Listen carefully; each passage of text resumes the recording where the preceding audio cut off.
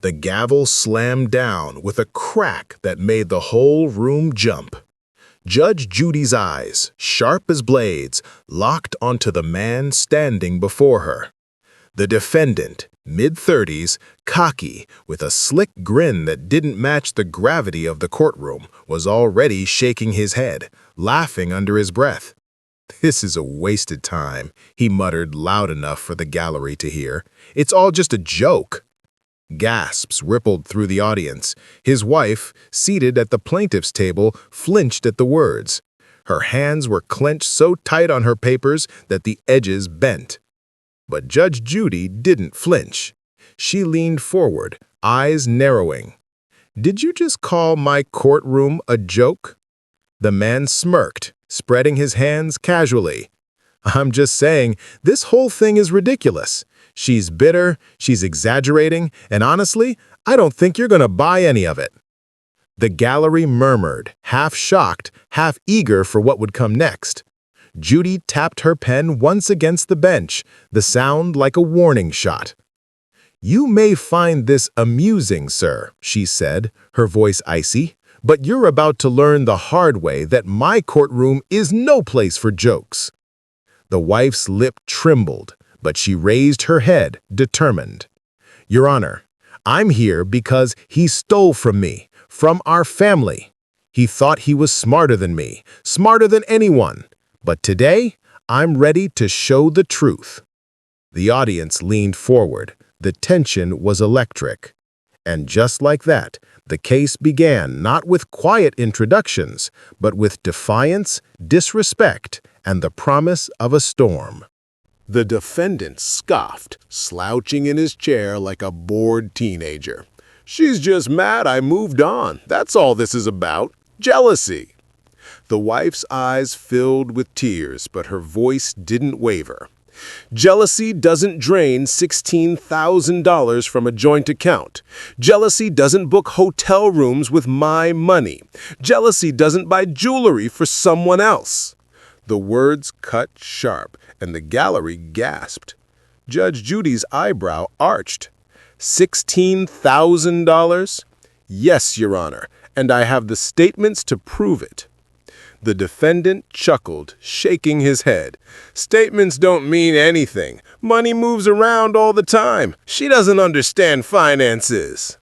The smirk on his face said it all. He really believed he could talk his way out of this. Judy leaned back in her chair, studying him the way a hawk studies prey. "Sir, I've been on this bench longer than you've been alive. If you think you can play games with me, you're in for a very short and very painful lesson." The gallery murmured with approval, some even laughing softly at the sharpness of her tone. And then Judy gave the smallest of smirks herself. "This should be interesting." If you can't believe what just happened, this man laughing in Judge Judy's face, you'd better hit subscribe because you don't want to miss how this showdown ends. The storm had only just begun. The air in the courtroom thickened as Judge Judy motioned to the wife. "Start from the beginning. Tell me exactly what happened." The wife steadied her breath. "We've been married for 8 years. I trusted him with everything, our home, our savings, our future. And then one day, I noticed money missing. At first it was small, a few hundred here, a few hundred there, but then it grew, thousands gone, 16,000 in total." She slid a neat folder across the plaintiff's table. The bailiff carried it to Judy. The defendant leaned back, arms crossed, smirking. "She's exaggerating. I already told you. I moved some money around. It's not a crime. It's called being the man of the house." The gallery gasped, whispers buzzing like bees. The wife's mouth fell open in disbelief. Judge Judy's head snapped toward him. "Did you just say being the man of the house means draining your wife's savings without permission?" The defendant shrugged, smug as ever. Someone has to make decisions. She doesn't get how money works. I do. I made investments, bought things we could use later. Investments. Judy's eyes narrowed. She flipped through the statements. Hotel stays, jewelry stores, a high-end spa. That's what you call investments? The gallery broke into laughter, quickly hushed by the bailiff. The wife shook her head, tears spilling. Those weren't for me. Not one of those charges had anything to do with me. The defendant waved his hand. Oh, come on. You're twisting it. You're making me sound like a criminal. Those were business meetings, networking, things she doesn't understand. Judge Judy snapped the folder shut with a crack. Business meetings don't come with champagne and rose petals. Who do you think you're fooling? The gallery erupted with a chorus of oohs. The defendant's smirk wavered just a little, but he tried to cover it with a laugh. You don't know my line of work. That's how deals are made. Judy leaned forward, eyes piercing him. Sir, I know deals. I've spent decades watching liars dress up their excuses. But when the receipts show hotel suites and jewelry, the only deal you were making was with yourself, and it was paid for with your wife's money. The wife nodded vigorously, her voice shaking but fierce. Exactly, Your Honor. He thought he could hide it. He thought he could gaslight me, but I'm done being fooled. The gallery murmured in agreement. Heads turned, whispers hissed. He's caught. Judy's got him now. Judy raised her hand for silence, her tone sharp. Don't worry, Mrs. Parker. He's not fooling me either. In fact, I have a feeling this story is just getting started. The defendant blinked, suddenly uneasy. For the first time, the smirk seemed forced, and the storm clouds over his head grew darker. The defendant shifted in his seat, bouncing one leg nervously, but he still wore that smug grin as though it were armor. Judge Judy flipped the receipts one by one, her eyebrow climbing higher with every page. 4 nights at the Belmont Hotel, $2,000 at Tiffany & Co., $500 at La Bella Spa. Care to explain? The defendant chuckled, rubbing the back of his neck. Like I said, those were business expenses. Sometimes you have to spend money to make money. The audience burst into laughter, unable to help themselves. The bailiff shot them a warning glance. The wife's eyes blazed. Business. He told me he was working late. Every single one of those nights he was supposedly at the office. Judy cut her off with a sharp nod. I think we all know what kind of business this was. She turned back to the defendant. Sir, you're insulting this court with these excuses. Do you think anyone here believes a word coming out of your mouth? He shrugged again, though his shoulders sagged. I can't control what people choose to believe. Judy leaned closer, her eyes narrowing into slits. You're right, you can't control what they believe, but you also can't control the truth, and the truth is written right here in black and white. The gallery buzzed with energy. The tension was building, and everyone could sense that something big was coming. The wife suddenly straightened, her voice trembling but determined. Your Honor, I wasn't even going to bring this up because I didn't think I'd need to, but there's more. He wasn't just spending the money, he was spending it on her. Gasps erupted. The defendant stiffened, his smirk breaking into panic for the first time. What are you talking about? He snapped. The wife's eyes drilled into him. Your mistress. I know about her. You think you're clever, but you left traces, texts, receipts in her name. You didn't cover your tracks as well as you thought. The gallery exploded into whispers.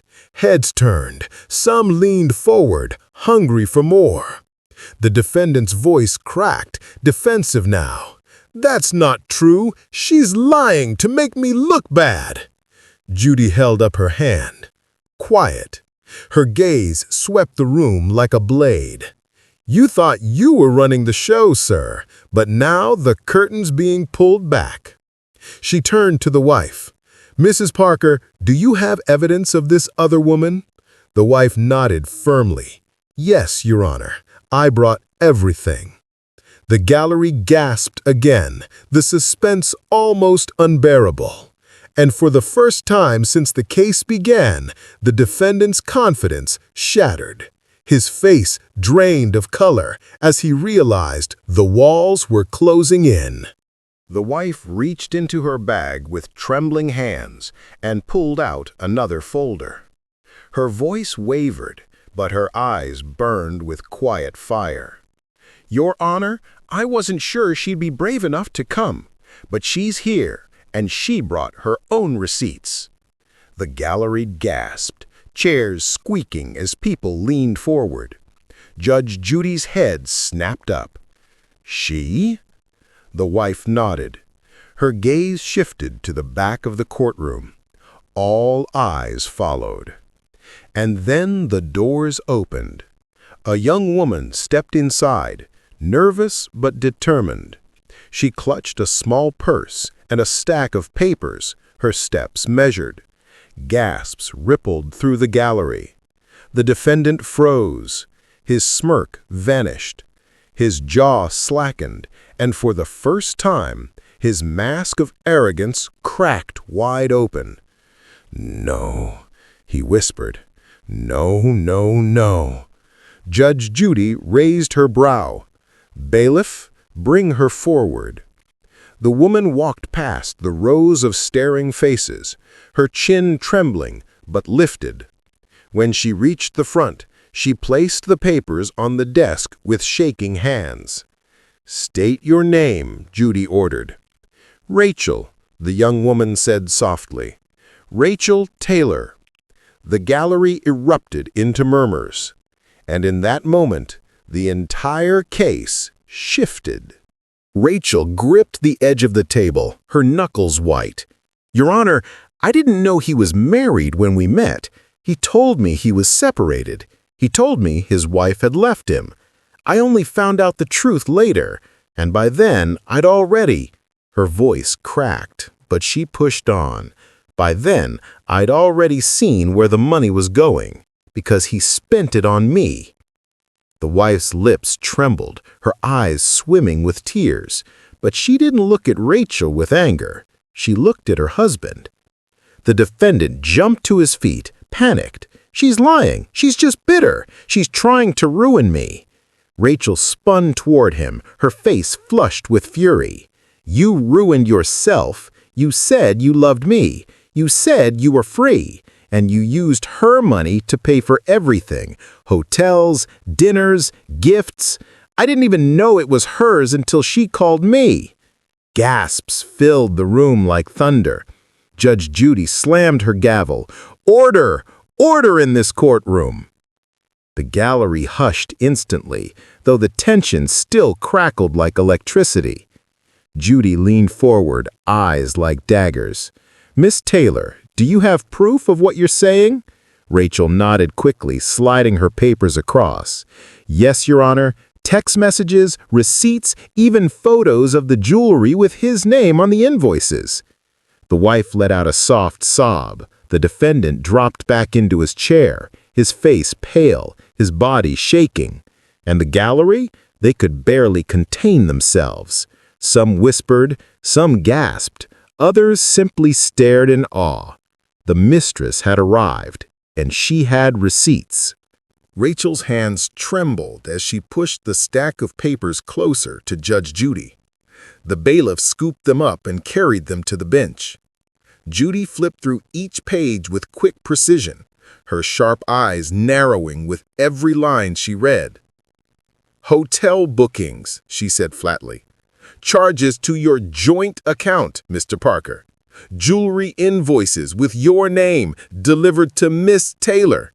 And text messages. She held one up. Dinner tonight? Don't worry, she'll never find out. The gallery gasped so loud it sounded like a wave crashing. The defendant slammed his hand on the table. "That's out of context. She's twisting it." Judy's head snapped toward him, her voice like ice. "Sit down and be quiet. I am not interested in your spin." The wife covered her face with one hand, sobbing quietly. Rachel, on the other hand, was trembling with anger. "Your Honor," Rachel said, her voice shaky but strong, "he told me he loved me. He promised me a future. He said she was gone, but he was lying to both of us, and he was using her money the whole time." The gallery erupted again, half gasps, half angry mutters. Someone even hissed, "Shame!" before the bailiff barked for order. Judy tapped the bench with her pen. "Miss Taylor, I appreciate your honesty, but I need to hear it straight. Did he ever tell you the money was his?" "Yes," Rachel said quickly, nodding. "Every time. He said he worked hard for it. He said he deserved to enjoy it. He made me feel guilty for even questioning it." Judy leaned back, her eyes fixed on the defendant like a hunter watching prey. "Well, sir, anything to say now that the receipts and your mistress are staring you in the face?" The defendant's jaw clenched. He glanced between his wife, Rachel, and Judge Judy, searching desperately for words. "They're both ganging up on me. This is a setup." The gallery burst into laughter and disbelief. The wife's mouth fell open. Rachel shook her head furiously. "A setup?" Rachel snapped.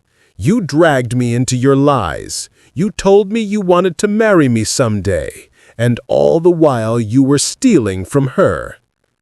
The wife finally raised her head, her voice cutting sharp as glass. "You stole from me. You cheated on me, and you thought you were untouchable. But look at you now."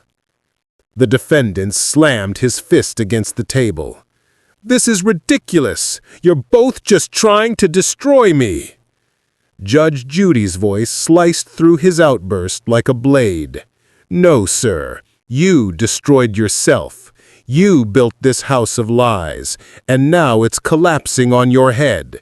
The only ridiculous thing here is you thinking you could come into my courtroom and play games." The gallery exploded in applause, nods, and gasps. Judy tapped the stack of receipts one final time. "You thought you could smirk your way through this, but the truth is louder than your lies, and the truth is sitting right here in front of me." The defendant sank back into his chair, his smirk gone, his face pale. The storm was only getting stronger. The courtroom was buzzing like a hive, but Judge Judy's sharp clap of the gavel brought instant silence. Her eyes bored down on the defendant, who slouched in his chair like a child caught red-handed. "Sir," she began, her voice slow and deliberate, "you strutted in here smirking, mocking, calling this courtroom a joke, but the only joke I see is sitting at that table, thinking lies can stand taller than the truth." The gallery erupted in gasps and chuckles. The defendant shifted, shaking his head furiously. "You don't understand, Judge. They're both exaggerating. They're making me look like a monster." Judy leaned forward, her voice cutting through his excuses. "Nobody had to make you look like a monster. You did that all by yourself." The wife raised her head, her eyes red from tears but burning with anger. "You told me I was crazy when I asked about the missing money. You laughed in my face when I begged you to be honest. And now everyone can see who you really are." Rachel nodded, her jaw tight. "He did the same to me, gaslighted me, made me feel like I was the problem." The gallery hummed with murmurs. "Unbelievable. He's done. What a fool." The defendant threw up his hands. "So now it's 2 against 1? That's fair?" Judy snapped her pen down on the bench, the sound echoing. Fair? You want to talk about fair? Fair would have been not stealing your wife's money. Fair would have been not lying to this young woman. Don't you dare lecture me about fair when you don't even know the meaning of the word. The gallery broke into applause, some even cheering before the bailiff barked for order. The defendant's smugness was gone. Sweat beaded his forehead. He shifted in his seat, his eyes darting like a cornered animal. Judy's voice grew even sharper. You thought you were clever. You thought you could outsmart your wife, outsmart your mistress, outsmart me. She leaned in, her fingers stabbing the air. But all you've proven is that arrogance makes people sloppy, and sloppy liars always get caught. The audience gasped and clapped, unable to contain themselves. The wife whispered, almost to herself, I gave you everything, and you gave me nothing but lies. Rachel glanced at her, then back at him. Her voice was steady now, stronger than before. You don't deserve either of us. You don't deserve anyone. The defendant's hand shook as he tried one last defense. I was trying to juggle everything. I didn't mean for it to go this far. Judy's eyebrow arched. You didn't mean for it to go this far? Sir, you didn't stumble into hotel suites by accident.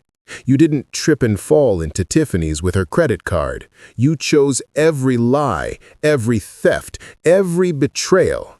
And now you're going to face the consequences. The gallery exploded into cheers, the wife wiping her tears and sitting straighter. Rachel folded her arms, her face firm with newfound resolve. And the defendant? He slumped lower, his armor of arrogance shattered, his mask torn away. The storm was about to hit its peak. The gallery sat in stunned silence, waiting for Judy's next strike. She tapped the stack of her seats with deliberate calm, then fixed her gaze on the defendant. Sir, you've been trying to talk your way out of this since the moment you walked in, but your mouth is your worst enemy. Every word you speak digs your hole deeper. The defendant shook his head quickly. I'm just defending myself. They're exaggerating. My wife always complains. Rachel's bitter. They want to ruin me. Judy leaned forward, her expression razor sharp. No one had to ruin you. You ruined yourself. Do you know what I see when I look at you? A man who thought lies were smarter than loyalty. A man who thought arrogance could hide the truth. But the truth has a nasty habit of showing up right when you least expect it, sometimes in the form of a mistress with receipts. The gallery gasped, then burst into laughter and applause. The wife smirked bitterly, her tears replaced by a new strength. Rachel's lips pressed together, but her eyes gleamed with a quiet satisfaction. The defendant's face turned red. You don't get it. I was under pressure. I was trying to keep everyone happy. Judy's voice cut like a blade. Don't insult me with that nonsense. Men under pressure don't drain their wife's bank account. They don't wine and dine a mistress while their household bills go unpaid. That's not pressure. That's selfishness dressed up in excuses.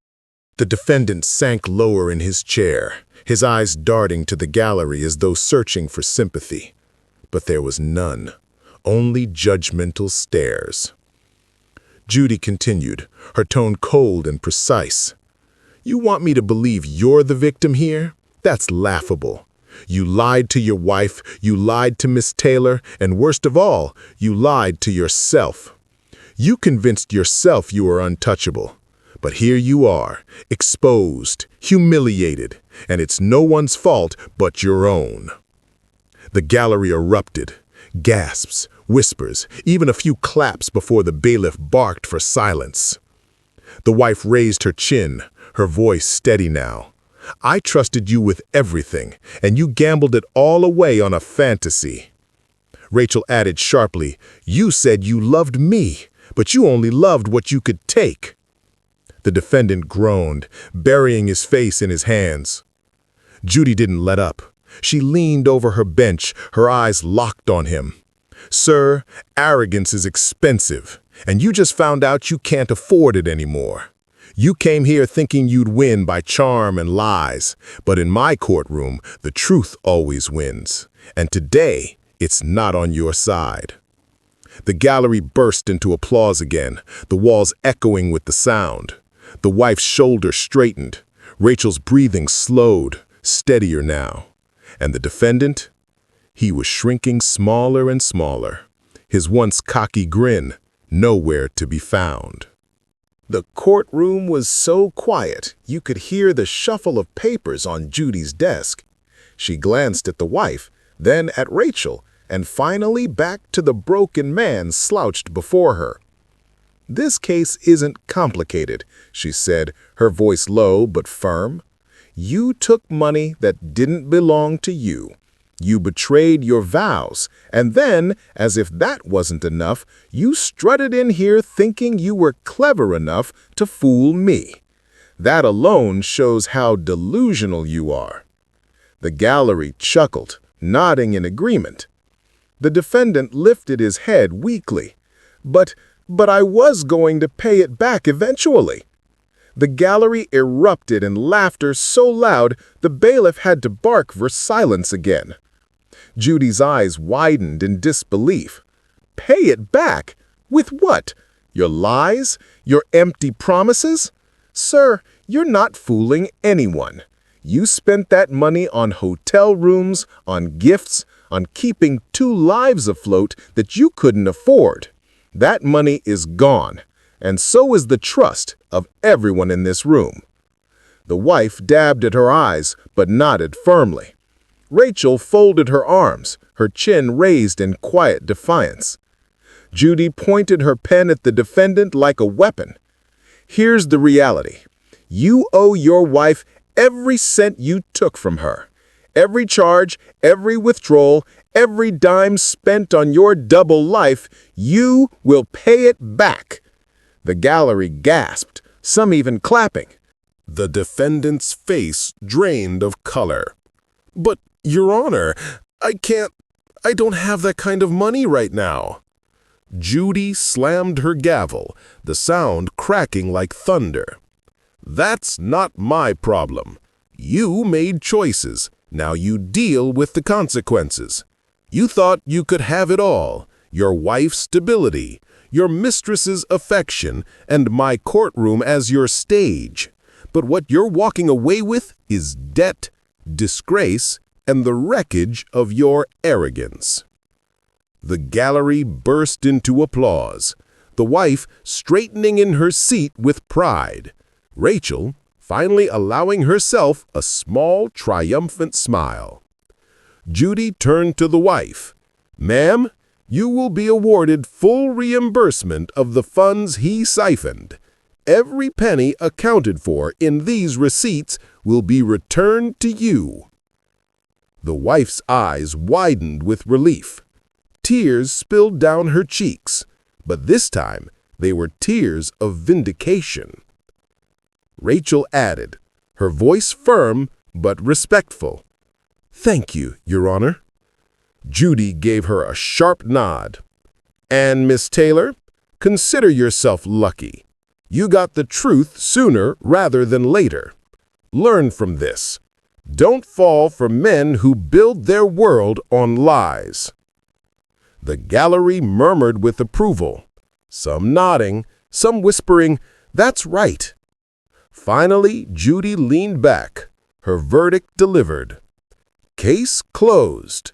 Court is adjourned. The gavel slammed, and the echo rolled like thunder through the room. The defendant buried his face in his hands, broken. His wife stood taller than ever. Rachel walked out with dignity. And the gallery? They erupted, buzzing with the shock of what they just witnessed. The sound of Judy's gavel still echoed in the courtroom as people began to stir. The bailiff moved to escort the defendant out, but the man barely lifted his head. He shuffled forward like a shell of the arrogant figure who had strutted in just an hour ago. His smirk was gone, his shoulders sagged, his entire world had collapsed. The gallery watched him with a mixture of pity and satisfaction. Some shook their heads, others whispered he got what he deserved. The wife stood slowly, clutching the folder of receipts to her chest. Her tears were still fresh, but her expression had shifted. Where there had once been despair, now there was strength. She looked at Rachel, not with hatred, but with understanding. Rachel approached timidly, unsure if she'd be welcomed or pushed away. But to her surprise, the wife offered a small nod. "You didn't know," she said softly. "He lied to both of us." Rachel's lips trembled, her eyes filling with tears. "I'm so sorry. I never wanted to hurt you." The wife placed a hand on Rachel's arm. "You weren't the one who hurt me. He was." The gallery gasped softly at the moment. Two women united, stronger than the lies that tried to divide them. Judge Judy watched the exchange with a rare flicker of approval. She adjusted her robe and leaned forward one last time. Her voice carried across the courtroom like a final bell.